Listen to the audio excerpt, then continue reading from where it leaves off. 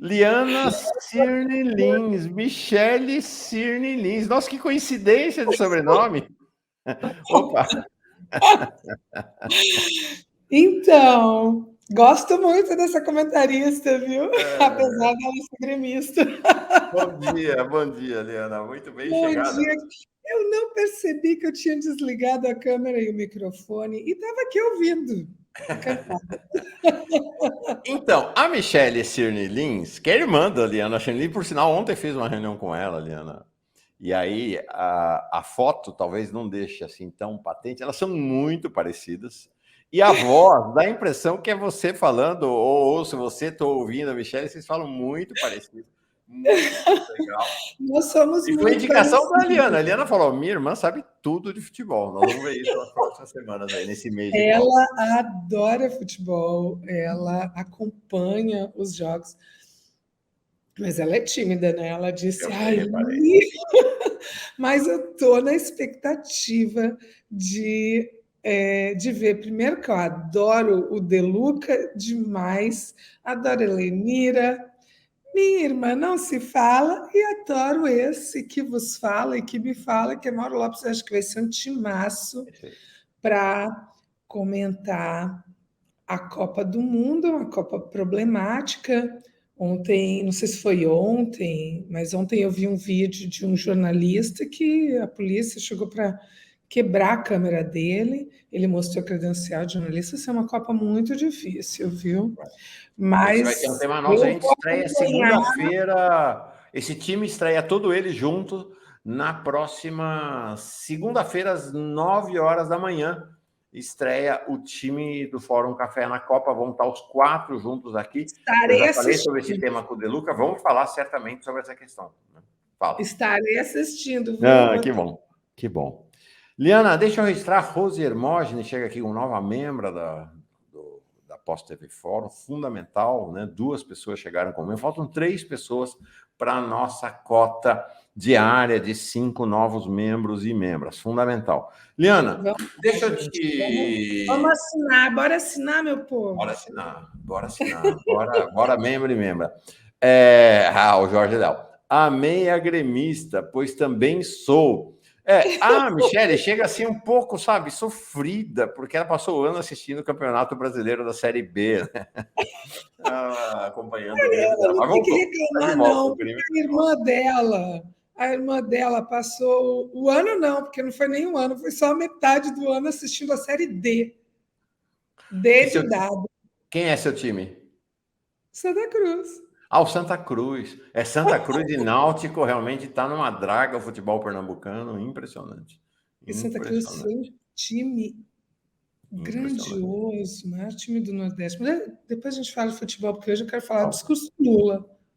Eu quero falar de outro assunto contigo também, que é a questão da violência contra as mulheres, mas antes não posso entrar nesse segundo assunto, que é fundamental para nós. Eu quero te ouvir nessa tripla qualidade, né, de feminista, de mulher, de feminista, quádrupla qualidade, de vereadora e de jurista. Mas antes, Lulão, né? O que foi aquilo ontem, Liana? Eu estava com a câmera desligada, Mauro, mas eu estava ouvindo o tempo inteiro. Eu estou há 20 minutos aqui, então fiquei ouvindo muito. Gostei muito de ficar escutando a conversa de vocês. E eu concordei inteiramente com o que você falou sobre a mudança do discurso do Lula. E acho realmente que Marina teve um papel muito importante, quero crer. A saída de Marina do Ministério do Meio Ambiente, ainda no governo Lula, foi uma tristeza. Todo mundo que trabalhou com Marina, ainda no governo do PT, é enorme admirador dela.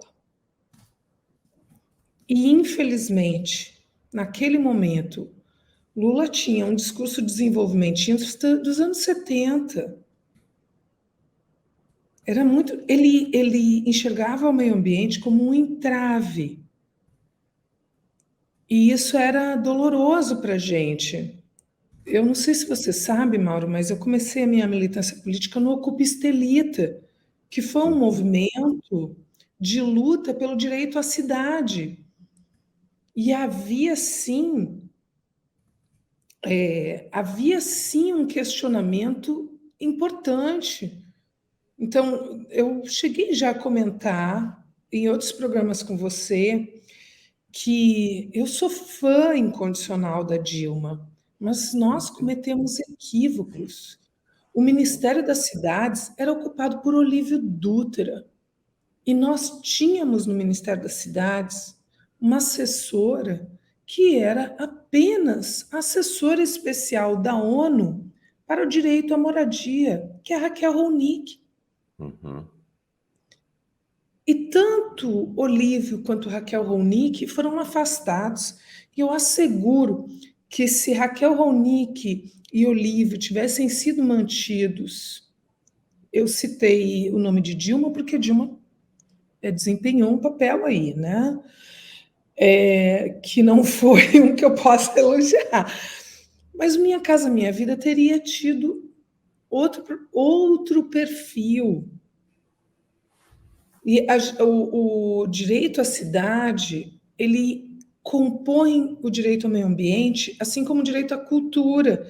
Esse é um ponto que eu amo de paixão, e eu nunca pude conversar muito sobre isso aqui, porque sempre o nosso foco foi caso Lula, foi Lava Jato, foi não sei o quê. Mas em 2015 eu estive na cúpula das Nações Unidas para o Desenvolvimento Sustentável em Nova York, quando foram lançados os Objetivos de Desenvolvimento Sustentável, ao convite do Ministério das Relações Exteriores, compus uma mesa paralela do Brasil, que inclusive a ministra Isabela Teixeira estava presente, etc. Então esse é um tema, Mauro, muito, muito importante. O direito à cultura compõe o direito ao meio ambiente, o direito à cidade compõe o direito ao meio ambiente, a perspectiva de moradia ela tem que ser perpassada pelo direito à cidade, o direito ao meio ambiente, a ideia de higienização da cidade, que a gente discute tanto. A gente está para votar aqui no Recife a lei da minha autoria, que é a Lei Padre Júlio Lancelotti. Tudo isso está dentro da discussão ambiental. Tudo isso. E era muito E se o difícil. Estado não intervém, o que, que sobra para os mais pobres? As encostas. Os Exatamente, exatamente. E não é só isso. Tá? Então, o que é que a gente sempre defendeu? O papel diretor da cidade tem que ser exercido pelo Estado e não pela Odebrecht. Veja o que veio acontecer. A Lava Jato não teria existido, pelo menos não com essa desculpa que ela existiu, né? Porque a gente sabe que foi uma desculpa. Com essa desculpa, se, se o protagonismo que foi dado às grandes construtoras não tivesse sido dado a elas, e sim a participação popular. A mesma coisa tem uma série de discussões que sempre foram colocadas de lado e foram tratadas como entrave ao desenvolvimento. Até a própria transposição do Rio São Francisco tem uma série de questões ambientais a ser levantadas e discutidas e evoluídas. Agora, eu fiz um resumo do discurso do Lula, que ainda não está nas minhas redes sociais, que deve entrar daqui mais ou menos a uma hora, que a gente está Fala. terminando a edição, mas eu queria levantar alguns pontos que Por favor. deixam muito evidenciado que é exatamente o que você disse, é outro Lula, Uhum. não é outra Marina. Uhum. Não é Perfeito. outra Marina, pelo menos do ponto de vista político, pode ser que do ponto de vista humano, porque o tempo muda e melhora as pessoas, né? Uhum. Em alguns casos, acho que é o caso de Lula e é o caso de Marina. Mas não é outra Marina. Marina já pensava tudo o que ela pensa hoje, ela já enxergava isso. Mas Lula, não. Lula não tinha essa visão. E por quê? Lula é metalúrgico. Lula é um refugiado ambiental. Eu acho que Lula ainda não se deu conta. Quando eu estive na reunião no Rio de Janeiro, digamos assim, na pré-COP, né, na Conferência pela Paz e pela Terra, que foi uma preparação para a COP 27, eu disse isso. Lula é um refugiado ambiental. Por que foi que ele saiu de Pernambuco? Ele saiu de Pernambuco por causa da seca. E aí ele virou um metalúrgico. Mas acho que ele nunca compreendeu que ele, assim como Dona Lindu e os irmãos, eram refugiados ambientais. Perfeito. Então, a questão do clima não é uma novidade, mas ela é uma novidade para o Lula. E eu escrevi na percepção dele, né, que é uma novidade para ele. Eu acho que a ruptura entre Lula e Marina se deu por divisões inconciliáveis na perspectiva dela, porque ela já tinha essa visão de urgência climática que Lula não tinha, Lula tem hoje. Então, eu acho que essa reconciliação é uma reconciliação política, em que todos nós ganham. Ontem não foi um simples discurso, Mauro. O discurso de ontem é divisor de águas.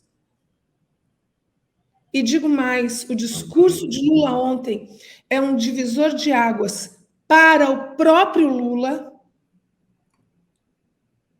e ele é um divisor de águas para o mundo.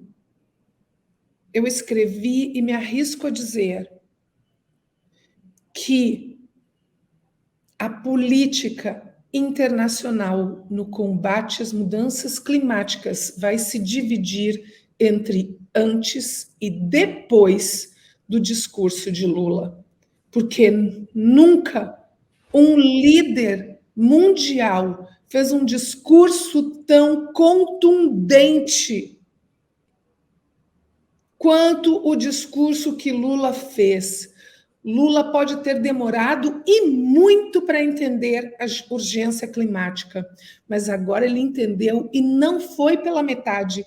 Ele entendeu integralmente que nós estamos vivendo uma urgência climática e ele não exigiu princípios em defesa do meio ambiente. Ele denunciou que esses princípios já foram assumidos em compromissos internacionais e não estão sendo cumpridos. Ele assumiu o compromisso com desmatamento zero até 2030, são 8 anos, e ele assumiu o compromisso com o desmatamento zero até 2030, ou seja, ele assumiu de fato o compromisso com a Agenda 2030 e assumiu também o compromisso com acabar com a destruição dos nossos biomas até 2030. Ele mencionou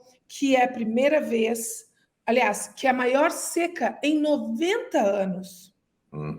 O Brasil passa, mesmo sendo o país que tem as maiores florestas tropicais do mundo. Disse que o Brasil detém 52% das florestas tropicais do mundo. O discurso do Lula foi sem precedentes de nenhum tipo em relação a todos os outros líderes mundiais. Sim. Então, a gente tinha um clichê que a gente brincava: nunca antes na história deste país, nunca antes na história do mundo, um líder global fez uma declaração de princípios e ações da magnitude com que Lula fez.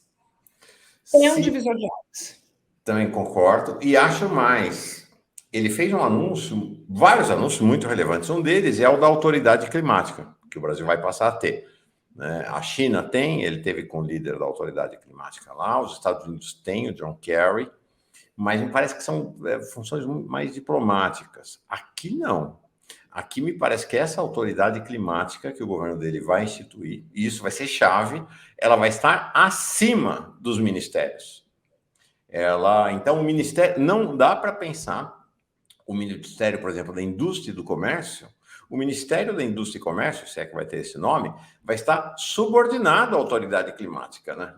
Ele não vai ser o Ministério da Indústria e Comércio que vai ter que levar em conta a questão ambiental. Não.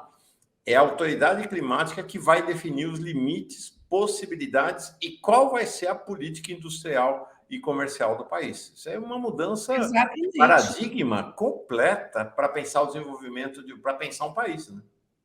Exatamente. Em outras palavras, e o que você está dizendo, eu concordo inteiramente, é que a defesa do meio ambiente e a sustentabilidade ambiental é que terão papel indutor na economia. Tem mais alguns pontos do discurso, Mauro, que são cruciais de serem destacados. Ele não apenas reconhece que o Brasil é uma autoridade climática, ele encurrala o mundo quando ele diz que o Brasil é detentor de 52% das florestas tropicais. Ele diz que o mundo depende do Brasil. A nossa riqueza ambiental, não é à toa também que ele incentiva a criação de uma cúpula amazônica, porque dentro dos países que detêm territórios amazônicos, o Brasil é o mais forte politicamente, mas há outros que estão inteiramente subordinados do ponto de vista geopolítico. E ele está propondo aos outros estados amazônicos, aos outros países amazônicos, que componham uma cúpula e se fortaleçam do ponto de vista da sua soberania. Aliás, esse é outro ponto. Ele disse que aceita a cooperação internacional sem jamais abrir mão da soberania do Brasil. Isso é uma declaração de princípios muito forte. Mauro, ele disse que ele veio muito mais cobrador, e veio. E ele veio cobrador, ele não, na verdade, nem é a expressão correta. Ele exigiu subordinação dos países que precisam do Brasil. E que países são esses? Os países ricos. E ele disse isso no discurso dele. Lula entendeu finalmente o que é o mercado dos créditos de carbono. Lula entendeu que os países ricos precisam comprar os créditos de carbono. Então, talvez a nossa economia seja muito mais lucrativa. Talvez não, com certeza. Eu disse também no Rio de Janeiro, nesse encontro que tivemos, Lula é um visionário. Ele olhou para a Petrobras e entendeu que a Petrobras era a possibilidade de autonomia política e financeira do Brasil, capaz de manter a saúde e a educação públicas e alçar o Brasil a uma das maiores economias do mundo. Ele vislumbrou, ele teve essa visão. E agora ele entendeu que a Amazônia é uma Petrobras multiplicada por 1000. Que preservar os nossos biomas e as nossas florestas significa ter acesso a créditos de carbono muito mais lucrativos do que a Petrobras, do que combustíveis fósseis. Acho que a própria visão dele sobre a Petrobras vai ser diferente nesse governo. A Petrobras, acho que ele vai deixar, imagino que o governo Lula deixará de enxergar a Petrobras como uma empresa de petróleo para enxergar como uma empresa de transição energética, no qual o pré-sal é importante, mas a relevância relativa do pré-sal e do petróleo vai ser cada vez menor relativamente vis-à-vis as fontes de energia limpa, né? Ele já disse isso, que a Petrobras vai ser uma empresa de energia. Ele já disse isso. nós estamos diante de realmente outro Lula. Lula sempre foi visionário, mas agora ele finalmente enxergou a Greta Thunberg. Eu fiquei imaginando qual seria a reação da Greta Thunberg, porque da outra vez ela saiu gritando corretamente, dizendo que compromissos no papel todo mundo já tinha assumido e ninguém cumpria. Eu queria a Greta Thunberg na plateia, porque eu acho que ela ia levantar e aplaudir de pé o presidente Lula. Você acha que esse pode ser o primeiro governo climático da história? É exatamente isso que eu estou dizendo, um divisor de águas. É sim. O Brasil vai mudar a sua posição geopolítica em razão do discurso que Lula fez ontem e das consequências desse discurso. Eu estou sendo ambiciosa nessa minha fala, nessa minha análise, Mauro, me arriscando a acertar muito ou a errar muito, mas eu estou sendo ambiciosa nessa minha análise, acreditando sinceramente que eu vou acertar. Uhum. Não é simplesmente o Brasil está de volta. O Brasil voltou para comandar a neogovernança global que Lula anunciou ontem. E essa neogovernança global passa por compreender que os países ricos são os países que mais poluem e que os países pobres são os países que mais sofrem as consequências da devastação ambiental desproporcionalmente causada pelos países ricos. Ele disse isso no discurso de ontem, Mauro. Uhum. Ele falou em externalidades ambientais. E ele finalmente compreendeu. Ele finalmente compreendeu que o combate às mudanças climáticas passa necessariamente pelo combate à pobreza. E eu acho que esse foi o ponto que girou a chave na compreensão do Lula. Foi quando ele compreendeu que combater mudanças climáticas significa também combater a pobreza, é que ele finalmente caiu a ficha de qual é a centralidade da luta por justiça ambiental no mundo de hoje. Marina já tinha essa visão quando ela era ministra de Lula. E Lula não tinha. Demorou? Demorou, mas agora ele veio e ele já veio com o pé no acelerador. Ele fez realmente uma declaração de posicionamento. Essa é a leitura que eu tenho. Ele chegou afirmando não apenas o Brasil está de volta. O Brasil está de volta reposicionando o mapa do mundo e o Brasil está no protagonismo da neogovernança global ambiental. E Lula é, sim, o maior líder global do mundo hoje, já depois desse discurso. E os outros países, me parece, vão seguir o discurso de Lula. O que é algo que é uma profecia do velho Darcy Ribeiro. O Brasil seria a primeira potência mundial da história da humanidade desarmada. Porque todas as potências mundiais estão assentadas sobre o seu poder militar ou econômico militar.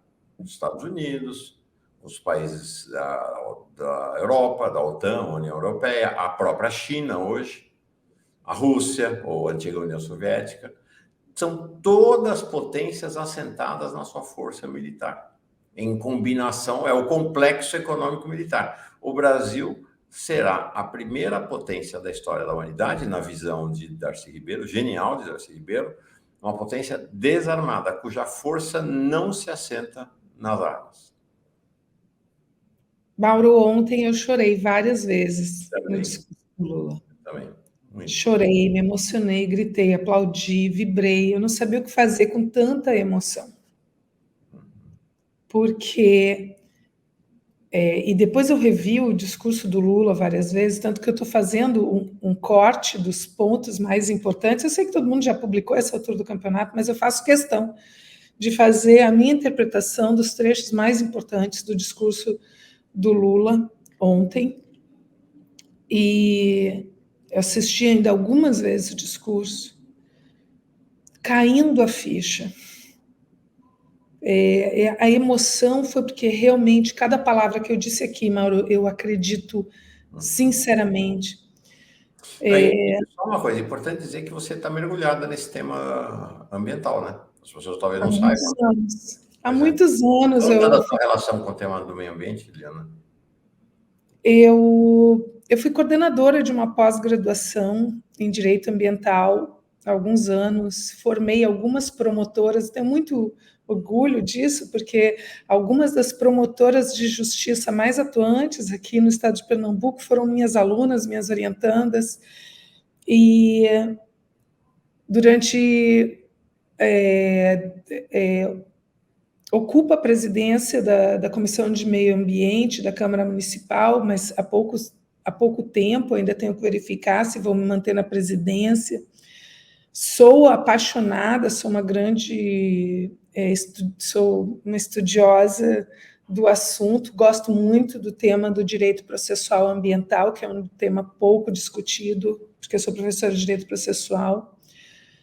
E enfim, depois me envolvi com o Ocupa Estelita, que era uma luta pelo direito à cidade e que a minha contribuição para o movimento, como advogada, como jurista, era sempre dizer que o movimento tinha que ser pautado pela principiologia do direito ambiental.